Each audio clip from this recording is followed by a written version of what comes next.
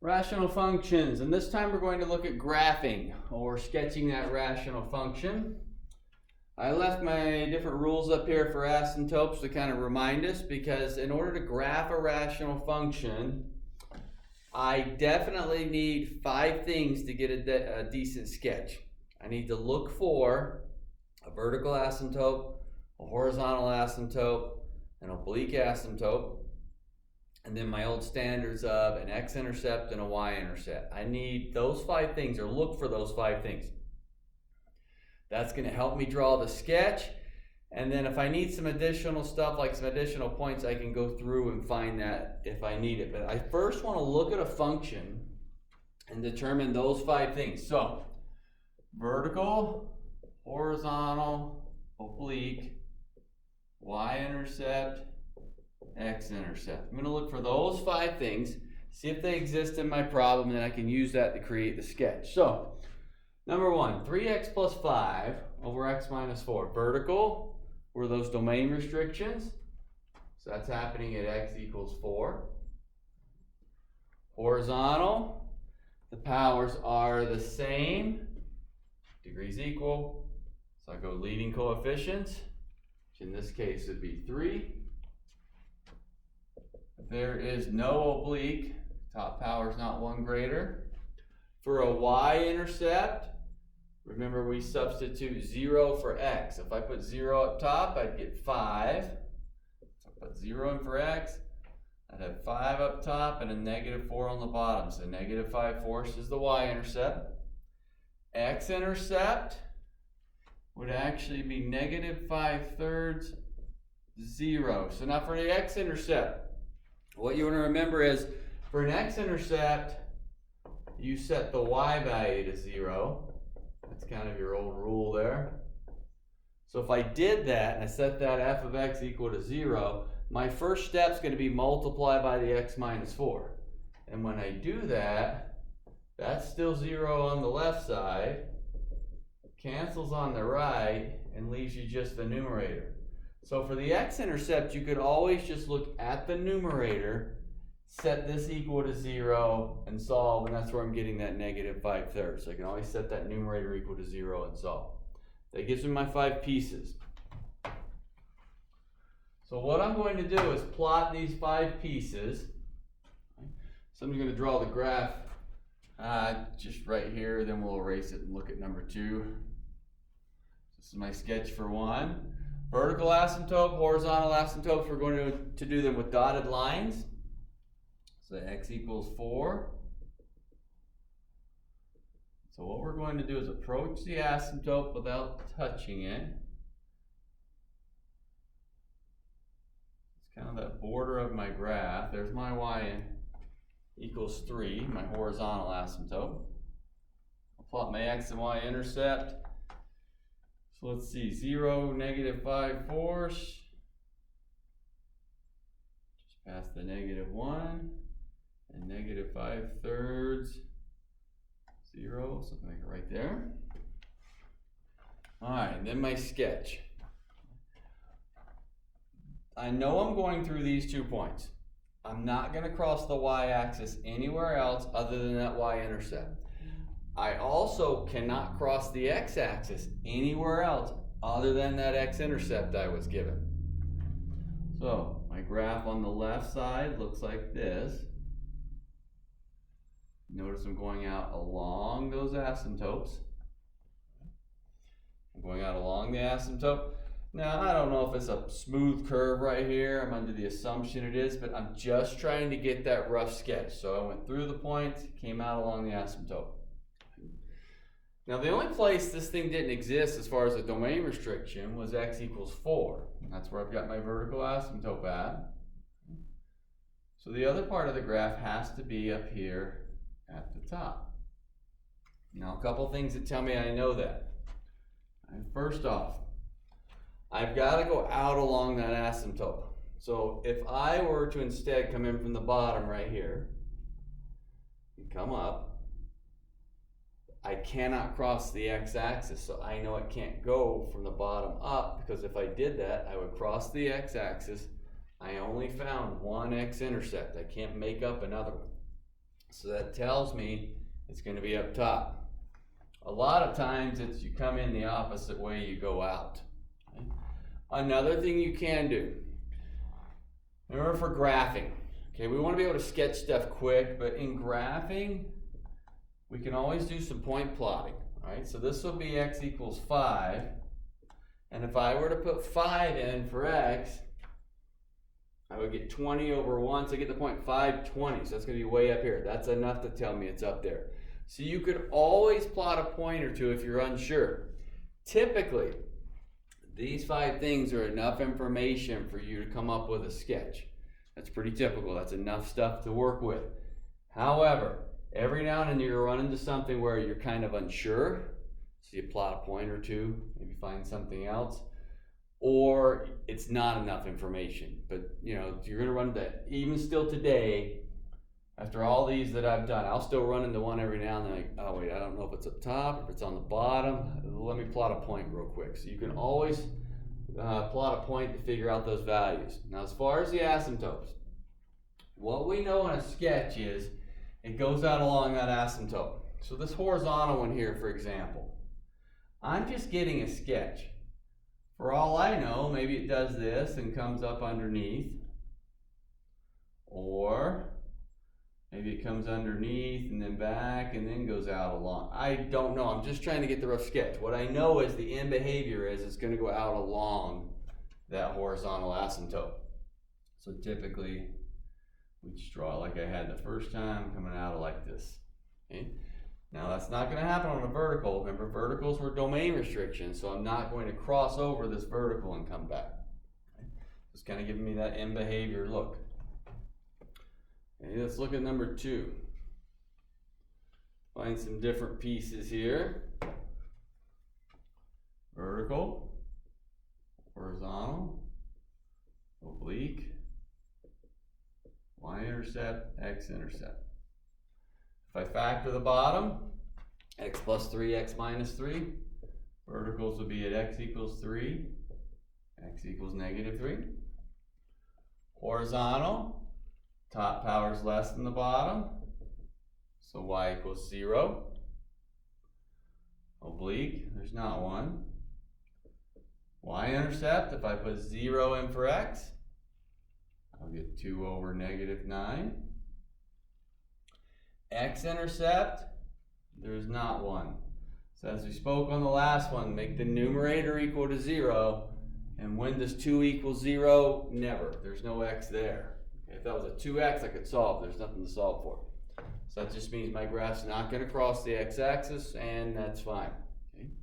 Let's look at this sketch. So 3 and negative 3. I always just want to plot these down. We can do some pretty quick plots of the asymptotes and the intercepts. Y equals 0 is the x-axis.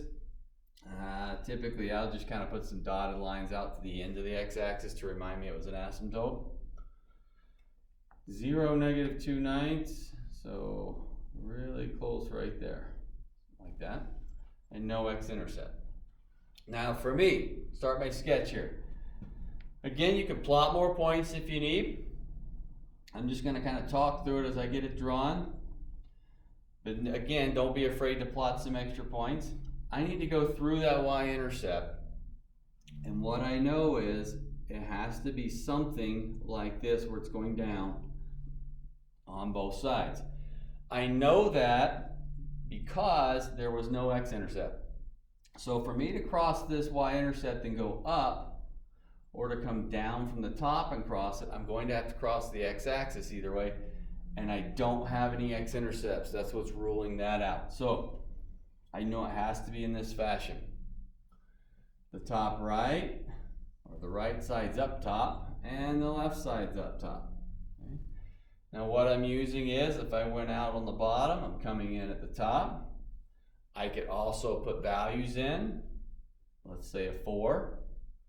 That would be 2/7. Hey, I'm up top. If I put negative 4 in, that's still 2/7. I'm up top. I can plot a point quick to tell also. Never be afraid to plot that point if you need it. Again, I'm just trying to talk through it as I'm going through the graph, but don't be afraid. If you're ever unsure, go plot that point to give me those pieces. Let's get a couple more up here. All right, number 3 here. We're still looking at our different sketches, so I need my 5 pieces: vertical, horizontal, oblique, y-intercept, x-intercept.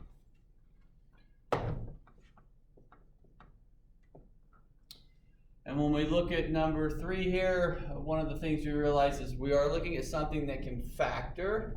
So I need to remember that the denominator is really x plus 2, x minus 2. The factored form can help me.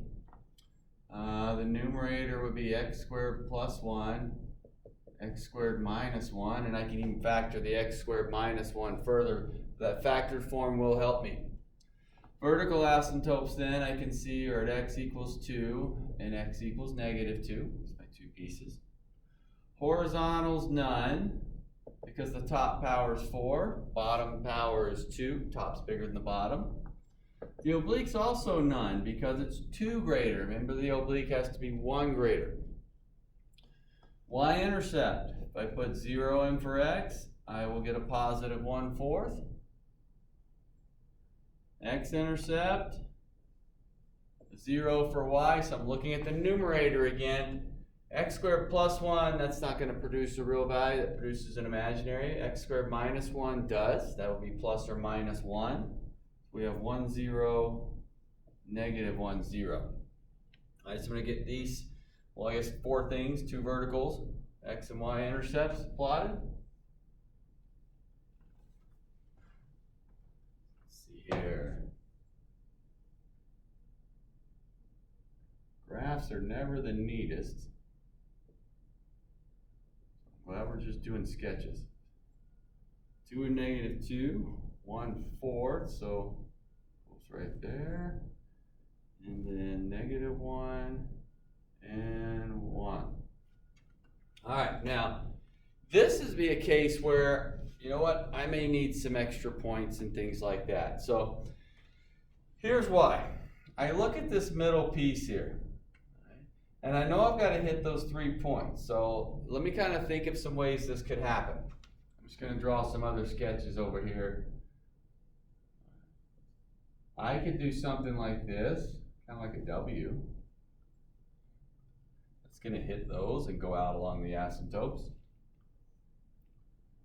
Could be something like this. Maybe it's coming up. Hit that and then go back down.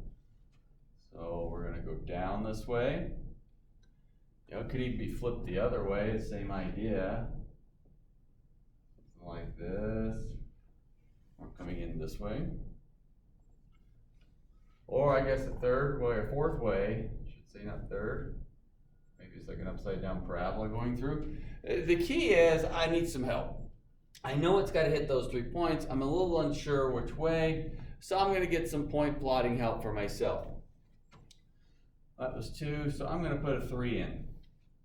And the reason I'm going to go out here to the side is because I know it's not going to cross the x-axis here, so I've got to figure out what's going on as far as my graph's concerned. Is it going to be on the bottom or is it going to be on the top? All right, so let's take a look here. Let's put a 3 in. If I put 3 in, 3 to the 4th is 81 minus 1 is 80 over 9 minus 80 over 5 is 16. So in other words, it's going to be up top. If I put a 3 in, I get a 16. I'm up here somewhere. That's enough to tell me my graph is up here. That does help me. Now there was no horizontal asymptote.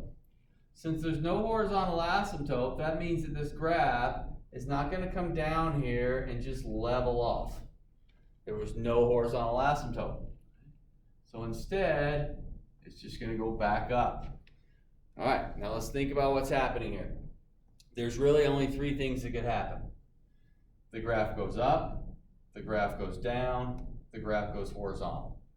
All right, first off, we already said the graph can't go horizontal because there's no horizontal asymptote. We know that part.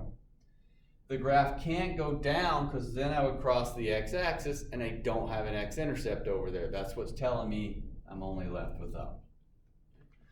Now I'll come back here to this -3, and the same idea is going to happen. If I put a -3 in, since they're even powers, it's still going to give me a 16. So it's still going to be up here, and the same idea. It's going to go back up. No horizontal asymptote, so can't go horizontal. No x-intercept, can't go down. And a lot of times we think, well, wait a minute, how do I know how far down to come before it goes back up? Or, you know, what exact angle is it going back up at? Is it steeper? Is it a little more flatter? It's just a rough sketch. We're just trying to get the general behavior of the graph. But those two outside pieces have now helped me. Because since they're coming up, it means I'm coming from the bottom, up, I'm coming from the bottom, and so I get that parabola. So it does end up being this one. Okay? Again, I needed some help there. So this would be a situation that, you know, no matter how long I've done this, I still needed a little bit of extra help as far as points are concerned. This was nice. This did help me, this information, but it wasn't enough to help me with that full sketch. All right, let's look at the different pieces on number 4 here. Vertical, horizontal, oblique, y-intercept, x-intercept. We're also running into a case here where we want to remember that we can factor the top, x plus 2, x plus 1, or x minus 1. If you can factor it, do so. It does help you. And we don't want to leave anything unfactored. Vertical asymptote, I can see is at 1. Horizontal, there's none, because it's not exactly, it's not less than or equal, it's greater. There is an oblique, because it's exactly 1 greater. So this is where the division comes in. So again, I can do synthetic here. 1, 3, 2. 1, 1, 1, 4, 4, 6. Ignore the remainder. So I'd have y equals x plus 4. There's my oblique asymptote. Y-intercept, if I substitute 0 in for x, 2 up top, -1 on the bottom, so 0, -2. And x-intercept would be -2, 0, -1, 0. Remember, we're looking at the numerator, and since I'm looking up here and I already factored it out, I can see where those x-intercepts are, -2 and -1. All right, so let's plot this, see if we've got enough to work with here. We got x equals 1. No horizontal.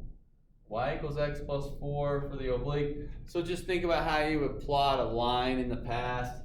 You have a y-intercept of 4. And slope of 1, so we'll go up 1, over 1. Or you can get 2 points. There's my oblique asymptote. Extend out my vertical there. Y-intercept 0, -2. And then at -1 and -2 for the x-intercepts. Okay, so now remember, I'm going out along the asymptote. I'm going to connect those 3 points that I do have. I was given 2 x-intercepts and a y-intercept. So I'm going to look something like this. Again, I'm doing a sketch. Maybe it goes a little bit steeper here. Actually, I can get a little closer to the intercept there, but you get the idea. Maybe it goes a little bit steeper up in here. I don't know, I'm just trying to get a sketch. But I know it goes over and comes back. I know it's not going to walk along the x-axis because I only had the 2 x-intercepts. And then I'm going to come down and out that asymptote. Now I go to the right side. Would the graph be on the bottom or the top? Think about which one it would be and why. My thoughts are bottom or top, and this graph is going to be at the top. My reasoning, I don't have an x-intercept. If I don't have an x-intercept, it cannot be on the bottom. Okay.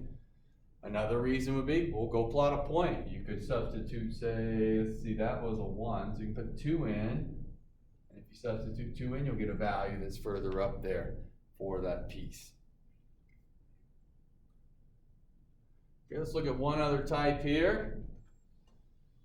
Or some factoring to be involved. Let's see, let's go with f of x equals x squared minus x minus 2 over x squared minus 5x minus 6. Alright, so I want to graph this.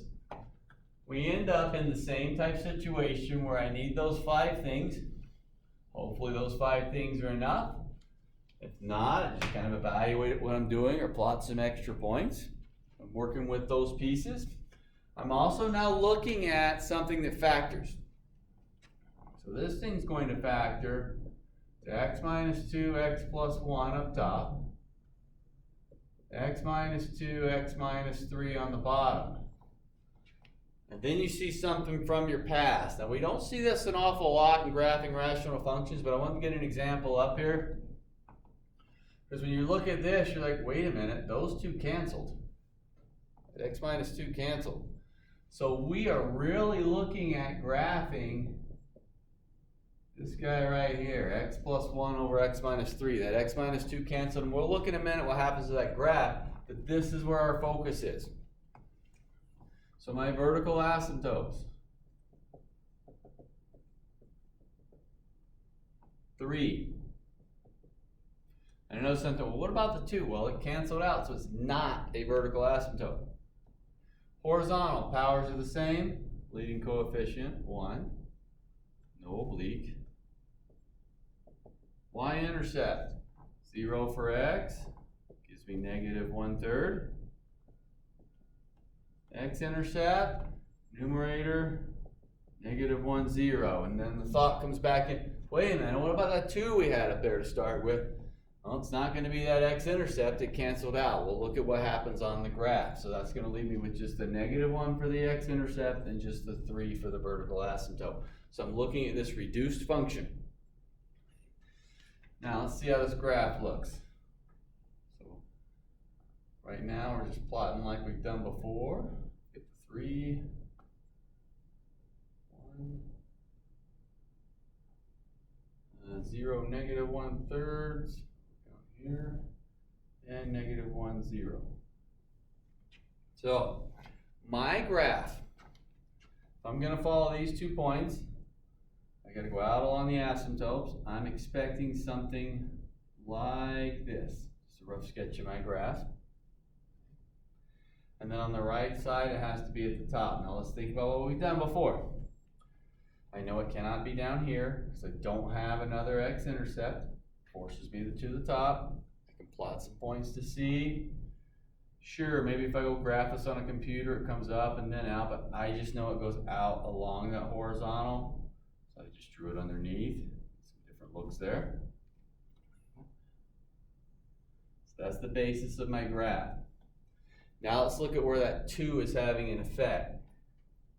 This piece right here, all right, it canceled out. All right, since it canceled out, it took away that vertical asymptote or x-intercept of the graph. It took out those 2 things. What it did not take out was a domain restriction. So this function here has a domain restriction of 3. This function has a domain restriction of 2 and 3. I know this piece canceled, but the original function, okay, this is the reduced form of the original. The original function had a domain restriction at 2. And what ends up happening then, if that domain restriction is at 2, we end up with what we call a hole in the graph. And we've seen some holes before in graphs. This is really good. There's that domain restriction of 2. It was not a vertical asymptote because it canceled. Those of you that are going on the calculus, you'll see this quite a bit more. If something cancels, it's creating a hole in the graph. Now notice when I got the reduced form, I just worked the same way I'd been working. I didn't change anything I was doing. I was focused on how I created the graph. The very end, I can go put that hole in at 2, and I'm just putting roughly where it looks like 2 on the graph. I don't need to be specific. You can go substitute a value in and find, but we just need to get that rough sketch. But it is creating that hole, okay?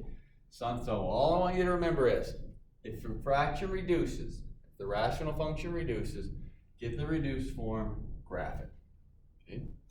If something did reduce, it's going to produce a hole. And we didn't see that in any of the others. We just graphed our rational function.